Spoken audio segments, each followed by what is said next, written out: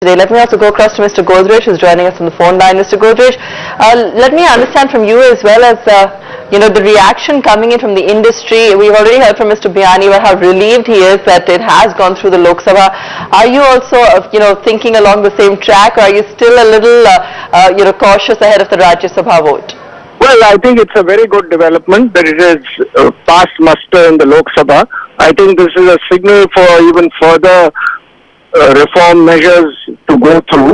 I think it is very important, but to me the most important reform that we need is the goods and services tax. I think this is a good outcome. I am reasonably sure it will pass through the Rajya Sabha too, but we'll have to wait for a couple of days for that. But I think generally it's a good signal. It's a good signal to the rest of the world because the perception of India will improve with this vote. Mr. Godrej, the fact that the government has managed to do this, do you feel that perhaps other key reforms like the GST that you also just mentioned are closer to seeing the light of day? Because now we are seeing the government managing to push through some very difficult or contentious reforms. I think the government's management of the legislative process has improved.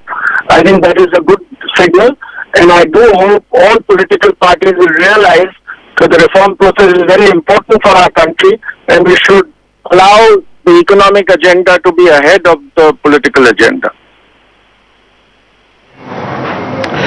Mr. Godrej, do you foresee any kind of political backlash, let's say, in managing the legislative process? Because, clearly what we saw in Parliament over the last 2 days was that a lot of parties actually spoke and lashed out against FDI and retail, though that was not reflected in the ultimate numbers. But the margin of victory, as you would understand, was pretty minimal. But would you therefore believe that in contentious... Well, let's just go across to Mr. Kapil Sibal. Mr. Godrej, Mr. Sibal is speaking. Let's just hear him out. This is a constant interaction that goes on.